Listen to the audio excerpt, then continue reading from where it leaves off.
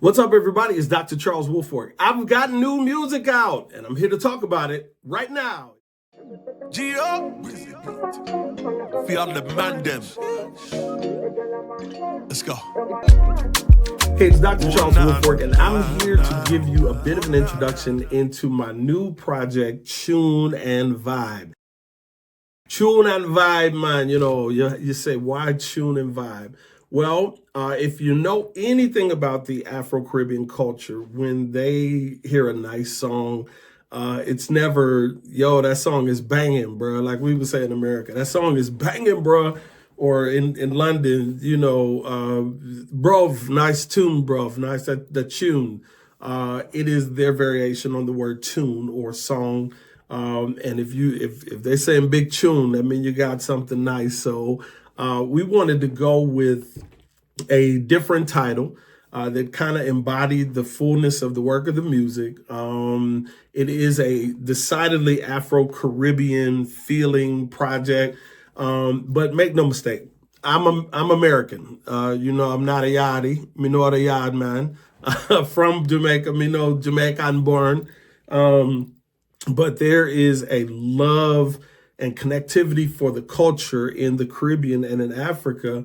And I've come to find out now through some other means that there is a real, down at the DNA level, connection to certain parts of Africa and the Caribbean, which makes the project even that more special.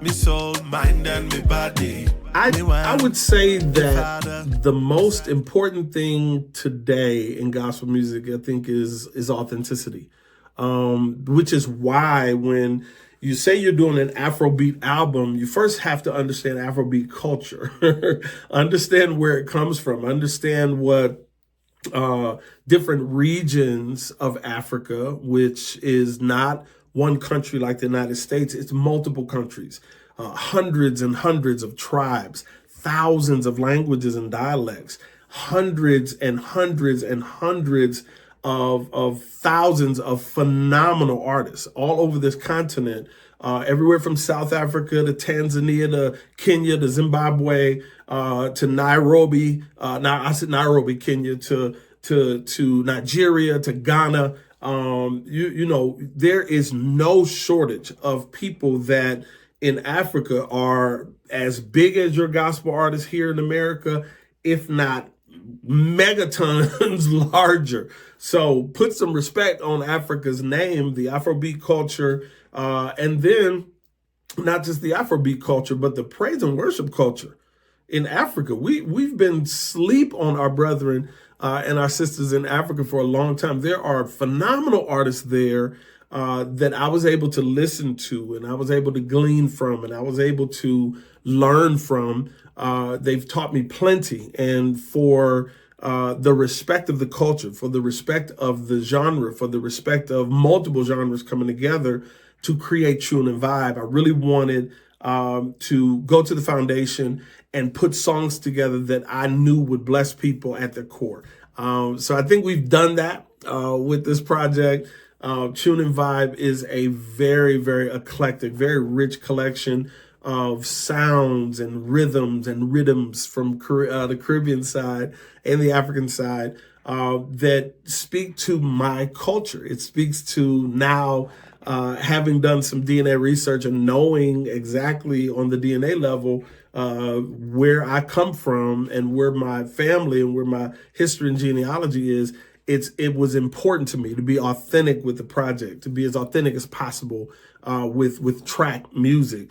And when we present it live, I want to be as authentic as possible with live musicians that know what they're doing with Afrobeat music, because otherwise it's disrespectful to the culture. Chune Vybe is 17 songs long. 17 songs, man, who does that anymore? I did that because summer is long. Even in Ohio, we get a variety of good weather from around about the end of May to the end of September. It's been really good lately, though. We get good weather into the November, December time frame. And I wanted to put a project out that literally made people roll their windows down, bust the top back open, and just push play and ride. Go to your most beautiful nearest body of water, get your picnic basket, take your boot thing out and sit on the ground, lay the blanket out, put this album on. I'm calling it an album. I'm bringing it back. Put this digital extended play album on. 17 songs, 3 interludes. They all interlock. It tells a story if you kind of really listen to it. It knits a story. We won't get ahead of ourselves, but it knits a story. I wanted to put out quality product, but also a quantity, because shrinkflation has even been hitting the artistic realm, where people feel you can put a 6 or 7 song album out and, charge premium dollar for it, or put 6 or 7 songs and really get a whole thought or progression of thoughts out in such a short presentation. It was not like that with this project. This project started as a measure to get back into the industry. We've been a part of the industry since 1993. And it was time. It was time.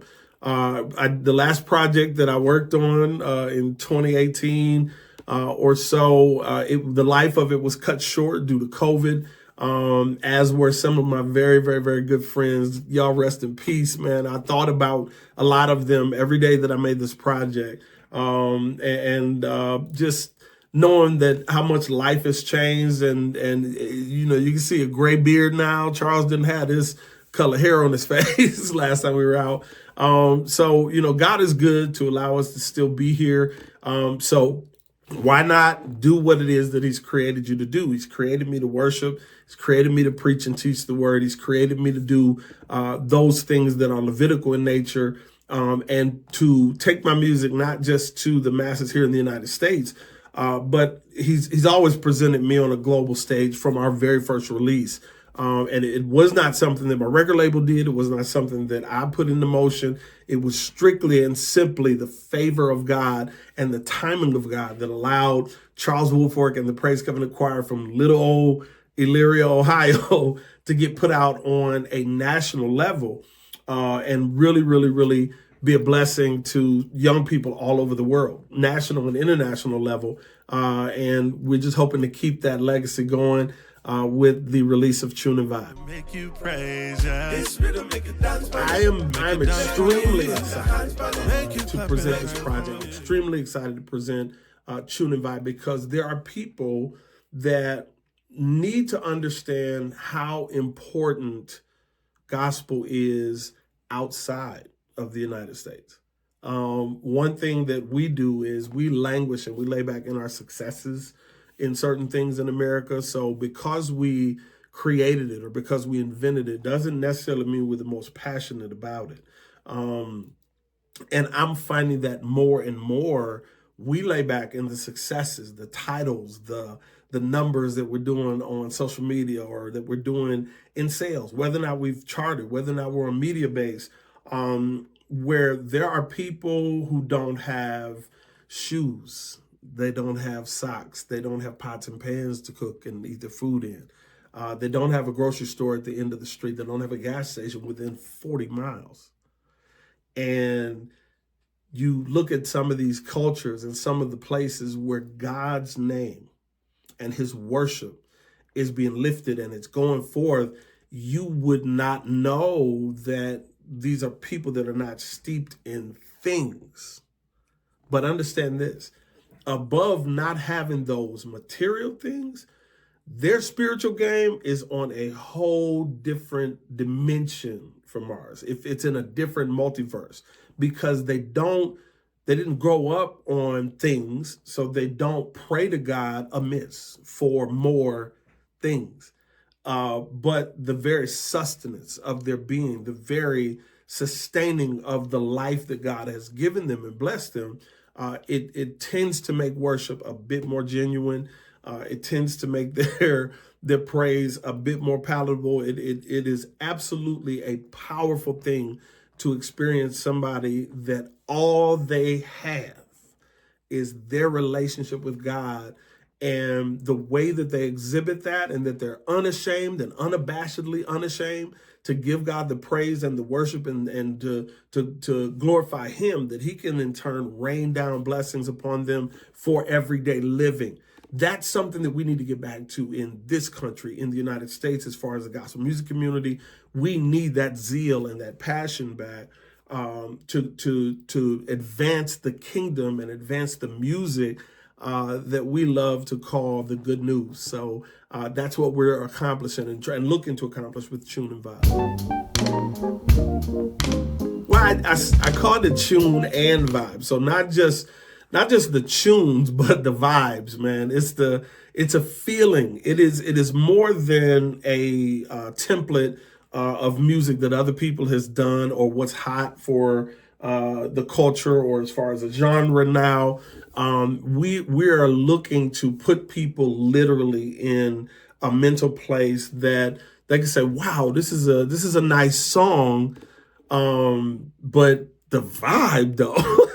You know what I mean? So it's not just the tune, but you cannot have just the tune and leave it there. We do that. We make that mistake a lot of times in our music, where, man, the band is dope, or the singers are dope, or the background is doing their thing, and the message is missed sometimes. But moreover than that, you miss the vibe. In the 70s, it seemed like every song, it was like they would mix it with funk, a little soul, a little bit of rock influence, a little bit of gospel influence, but they throw it in the bowl and they would pour it into the cooking pan. They put it in the oven for 15 minutes and it came out a whole vibe. You feel me? So that's what we have to do as apothecaries in the creative.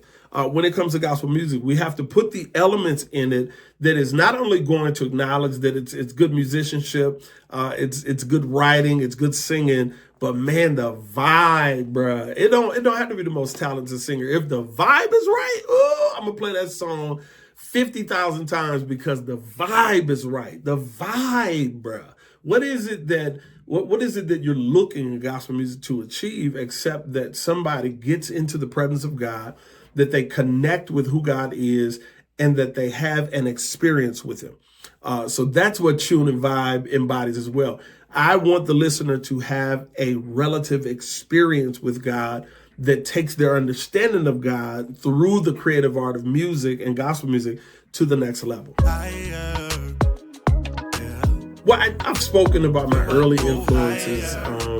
All of, like I said, I'm born in 19, none of y'all business. So that's a long time ago. So influences like Michael Jackson and Stevie Wonder, James Brown, Jeffrey Osborne, Curtis Mayfield, on the secular side, Prince, different people. I grew up in the 80s. I was in high school in the 80s. So to have all of those great artists, Luther and Whitney and Tina Turner, and they're all going on to be with the Lord now, amazingly. But then on the gospel side, my grandmama kept quartet music flowing in her house. I was raised by my grandmother, Rose Sampson, who's 90 now. She just turned 90. But I remember the keynotes, the Christian airs, the spiritual all-stars, name it, and she had it in there. It was influential to me because I learned the passion of gospel music through listening to my grandmama's quartet stuff. I learned the contemporary aspect at Mount Zion Baptist Church, and then at Original Glorious Apostolic Church in the choir element, the Keith Pringles, the Edwin Hawkins, the James Cleveland, the Thomas Whitfields, the Richard Smallwoods. It was such an eclectic time to be coming up in music and gospel music. And then with the advent of my choir and putting together the Praise Covenant Choir and being signed, the influence of Commissioned and Fred Hammond and label mates like Dawkins and Dawkins, Albertina Walker, Hezekiah Walker. I was on the same record label with all these folk at the same time. So to listen to their music and to connect with them and to learn from them and to be mentored by them in so many different areas, it's allowed for great industry longevity. And that's what I want to now pour into the next generation. My sons or daughters. I have daughters that sing. My sons are extremely talented. I don't know what they're going to do. I'm not pushing them in that direction, but trust me, God will help them figure it out. Like I'm trying to help other young people and wise people that got a little color in their, in their hair to figure it all out. What direction is it that God is telling you to go? And not only when he gives you a direction to go, but what is it that you can do once you're headed that way? We don't need another Fred Hammond, Ty Tribbett, Yolanda Adams. What is it that God is giving you for you to stake your claim and for you to be one of the ones that 20 years from now, we're talking about the influence that you've had on the industry. It is imperative if we're going to see gospel music succeed and to stay viable and vibrant in our culture, then we need to do things that are not only within the parameters of the traditional, but absolutely outside the box excursions like I took with Chune Vybe to create something different that will win the world. We don't need to win the world by being the world. I don't understand a lot of artists do that. You can still keep the integrity of who you are in gospel. Every song on Chune Vybe has a scripture reference. Every song you can hear it. Because I'm saying it. I'm not ashamed of the gospel of Jesus Christ, for it is the power that is within those words that worketh through me, that allows me to create the way that I do. How can I be ashamed? I am not ashamed. It just takes me back, I'm grateful to be an ambassador of this great genre. I'm grateful to know that there's a legacy that I'm leaving behind. I'm grateful to know that there are young people that listen to me on all sides of the globe. And I'm grateful to know that with the release of this new project, that I can continue to influence other young people, and I continue to be influenced by a whole culture of artists that a whole lot of people have never heard before. But Chune Vybe speaks to great tunes from the Caribbean and African cultures, as well as the feeling, the connectivity that you get from knowing that God is in the midst of that mix that you were able to put out and put to wax. Father, just because of who you are. I think it's incumbent upon us in 2024 and going forward that we realize that gospel music is not centralized to one country. There's phenomenal Korean artists that will lay you out. There's Japanese artists that will knock your socks off. Swedish, Norwegian artists that will absolutely tear the roof off of it. French and German, British artists that I know for a fact. The UK is just jam-packed with folk, but you have the Caribbean with your Sherwin Gardners and your Sam Medices. I'm saying the name wrong, but you know who I'm talking about. All over Africa, Moses Bliss and Grace Ayoka and all these phenomenal dynamic artists that contribute to the dynamic of gospel music daily. And we've got to do more than listen to the same 12 to 15 artists that we like here in America, because that's all we know. Challenge yourself, broaden your horizon, open up YouTube and just type in African gospel artists or African praise and worship, Nigerian praise and worship. Put your seatbelt on your chair, lock it up, make sure you have the airbag in front of you too, because they're going to wreck you. They are going to wreck you. Do you hear me? Not only from the musical skill, the writing talent, the beauty of the native language. Yoruba, Igbo is being spoken. Different tribal languages are being spoken. Twi, I said that wrong too, but I know it is all over the place concerning the creativity. They're not bottled up, they're not boxed in, and we need to think like that here in America. Move a little bit more outside the comfort zone of the box that we've created for what gospel music is. I'm grateful. We've appeared on Dr. Bobby Jones' show multiple times. I mean, more times than I could count, and about to do it again. But the blessing that platform was to introduce so many people. I loved when we went on there initially, because it literally was whosoever will, let them sing. we would come on. I mean, there'd be whole choirs with cummerbunds and bow ties on, and Mamie Richardson and the Everlasting Love Central Baptist Church from Little Rock, Arkansas. 100 people, choirs in 4 or 5 buses would come and converge on Dr. Jones' show because he created a platform to show you that there was more out there than you knew existed. We have to do the same thing when it comes to our brethren and sisters that do Afrobeats gospel, that do Caribbean gospel, that are all over Africa, all over Europe, and all over Asia doing God's work through music. It is a beautiful thing when you embrace that you're a part of a true global community like we are in the realm of gospel music. We know that when praises go up, God's blessings rain down. Wow. I think that for the future, I truly see the African and Caribbean influence growing. I don't see it diminishing anytime soon. It is just so dynamic. It is so phenomenal.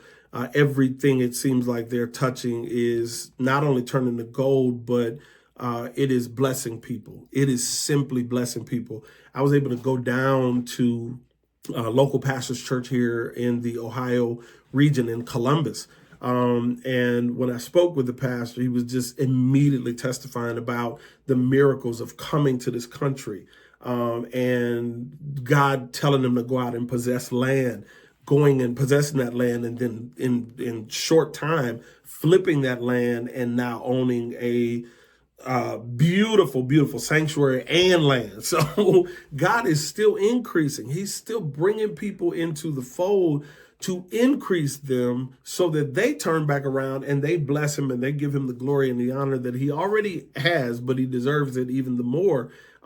He simply wants to bless you so that you become a testimony of how good he is. Somebody hears that and that they jump on the bandwagon with God too. Man, I got to get me some of that Jesus. Erica Campbell said it best. I need a little more. No, I need a lot more Jesus. Everybody does, because it's the only thing that's going to get us through. It don't matter how good the beat is. Don't matter how fly your lyrics are, how your lyrics make people go, oh. No, it is more than the rhythm. It's more than the tune and more than the vibe.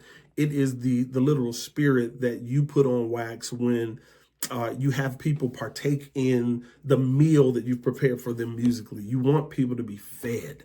That is the bottom line. That's why I do it. That's what I would encourage anybody else to say that they should do if you want to see a future in gospel as great as we've seen in the past. Fall down. Refresh. Well, we'll be doing dates, and we're out and supporting this great release, and we're looking forward to getting back out on the road. I'm trying to get on the treadmill and sing so that I can go back to doing a full song. It's a lot, man. You out of shape spiritually, out of shape naturally, because you haven't exercised. So you want to stay in spiritual shape. You want to stay in physical shape so that you can go out and embody the best of the best that God has given you, and you can inspire others to do the same thing. So we're anxious to come. You can contact my management, SSB Management, Nina Taylor, at Ms. Nina Taylor at gmail.com, or at Ms. Nina Taylor on all of your social media platforms. Facebook, if you type in Nina Taylor, it's going to be 18 pages. Pick one. She will reply. We've already booked some incredible events going into 2025, but there's a lot more surprises to come from me, including quartet and praise and worship music that touches on those DNA foundations and legacy foundations that I spoke about previously. Listen, when I was down in my sin, I just honestly was flabbergasted. I was knocked out to find out that my culture, my DNA, portions of it come from the Seychelles, the Eastern and Western Bantu peoples, Mali, Cameroon, Congo. And then the majority of the DNA was found to be from from Ghana and from Nigeria. So my mother and father's side is extremely diverse.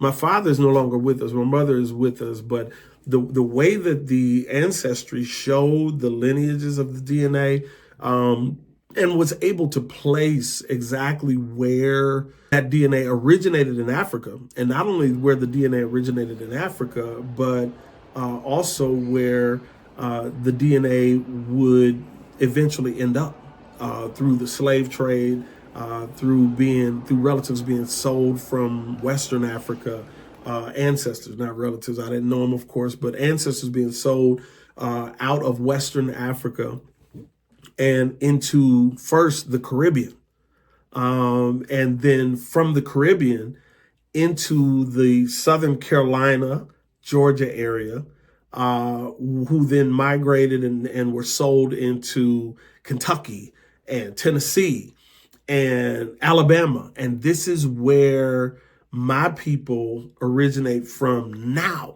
I've got relatives and family from all those places right now. You had the DNA surprise was it was 10% English, Welsh. So I guess you could say it's love for the UK. I love Jamaica and Trinidad. But when you're Igbo and you're Yoruba, and you understand that those were the main tribes that were sold into, as well as Ghanaian and Nigerian tribes. All four of those dynamics were the main population that were brought into the Caribbean, and mixed with the Taino and the Arawak people, the indigenous from there. It explains a lot more to you why there is a love for this culture. It's in my very DNA. It's in the very thing that is the makeup that comprises me. It makes me up. It is exactly the mixture, the elements that I spoke about earlier that are my makeup. So when I like reggae music, or I like Caribbean music, I like soca, or I like ska, or I like jazz, or I like quartet. Or now I'm liking, Afrobeat music, or I'm liking the different variety of tribal music. I understand it better. Ancestry.com and African Ancestry were amazing to be able to trace all of these places. When I go into places like the Cleveland Museum of Art, and I see now African artifacts that are made by Igbo and by Yoruba tribes, or I see masks that embody daily sceneries, or even the sarcophagi of pharaohs, I now understand more connectivity about Africa and about where my people laid foot on that land than I did ever before. And it is amazing to me. It blows my mind to know that my very cellular makeup, my DNA makeup, is absolutely the same as those people and those ancestors. It makes the Middle Passage mean more. It makes cities like Savannah, Georgia, where the cobblestones in the street, every time I visit Savannah, and when I was in school there, I would look at the stones and I would say, wow, every one of those stones were laid by the hands of my ancestors. Every one of them pebbles up and down the river walk and for miles and miles and miles around downtown Savannah, millions and millions and millions. I'd even venture to say billions and billions of cobblestones that paved the street. Man, when I think about the things that my ancestors and that the generations to come are going to do because we are empowered to do so, it lets me know that how powerful we are as a people, how amazing we are as a history, and it makes me appreciate it more. And this is the foundation of why I wanted to not only find out where I come from, but it would encourage me as to where I'm going and where I can now lead my children, and they can tell their children the legacy, and it lives and it survives and it thrives. It is now you become an ancestor that tells the history. That history is then imparted to those that then repeat it And that's how your legacy is born and how it lives on and on long after you're gone. So it is an exciting, exciting, exciting time. I'm absolutely flabbergasted by this project. I'm humbled that God chose me to put music out like this for such a time as this. And I'm just excited for everybody to hear it. Well, when you look at the makeup of the record, I mean, it starts off with a song that's probably one of my favorites. It's a Caribbean kind of beat. And the song is titled "This Rhythm Make You Dance." We did a video for it, and the video is phenomenal. I cannot wait for people to just experience what we're doing on this record. So it goes from like this rhythm, which is Caribbean based, to Olua Yahweh, which is written with a lot of Yoruba names for God in it. Olua, meaning the Lord, and Yahweh, the God who is. The whole song is, every time you say Olua Yahweh, you're saying, praise the Lord God who is. Or Olua Olodumare, Olodumare. I'm going to put some respect on it. Is the actual phraseology in the song, and it is praise and honor to the Lord God who is. And what greater way to just admonish the Lord in African and native tongues that you now find out that are a part of your very DNA. So it's a blessing. We go on to do songs like No Low No More. And I mean, it's an encouraging little fun song. There are times that I think of the lyrics. There are times I'm feeling low. And I don't know which way to go. I can call on you when I'm feeling low, and I know that you can show me the way to go. When my heart can feel no love no more, me no low no more. I'm not gonna be low. My life, my situations, my problems, circumstances are not gonna hold me down. I'm not gonna be low anymore, because you lift me higher. The song says so. Turn to your neighbor and say no low, no more. I cannot wait to get in the road and do some of these. There are summer breezy songs like Chune Vybe. Yes, there is a song called Chune Vybe on the record, and we're looking forward to doing that. Walk in the Light has been a phenomenal success. Walk in the Light, Mashallah. Mashallah is Yoruba language as well. It simply means God's miracle is happening now. So when you walk in his light and in his favor, his miracle can happen for you right now. Just stay walking with the Lord. Don't stop. Get it. Come on. Keep going. Keep pushing in God, and he's going to bless you on every level imaginable. There are songs like No Fear and Completely Yours that are anthems, that are love anthems, that are admonishing the Lord that there is nothing. If I walk by faith, not by fear, I belong to you. I'm with you. I trust you. The journey is all about you, Jesus. So I'm really, really, really absolutely phenomenally excited about the makeup of the project, and looking forward to having people really, really experience the journey that I've been able to go on to find me. When you look at This Rhythm video, I'm looking through binoculars from here on the coastline of Cleveland, Ohio, and Lorain, Ohio, where I grew up. And I'm looking through binoculars, and the video embodies me looking into those cultures that I was able to now know that I'm connected to through DNA. And it's just a blessing to put that spin on my own personal journey in that video.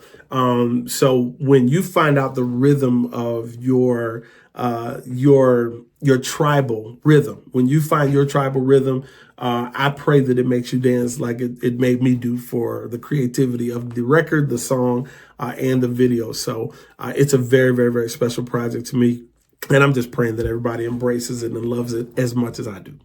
Help me lift him up. Come on. Say more life. Well, you can find me at my official CharlesWoolfork.com website. You can download the project starting on June 7th. From every streaming platform. We encourage you to go share it with your young people. And if anybody watches this EPK and you watch it, if you send me an email, I'm going to give you 10 free download codes for you to bless your young people. Lord, I offer praise. Thank you so much for taking time to sit and to talk with me about my new release, Chune Vybe, available for download, for streaming, and for purchase right now. Let's go. It's gonna be all right. I know it will. He's done the same thing.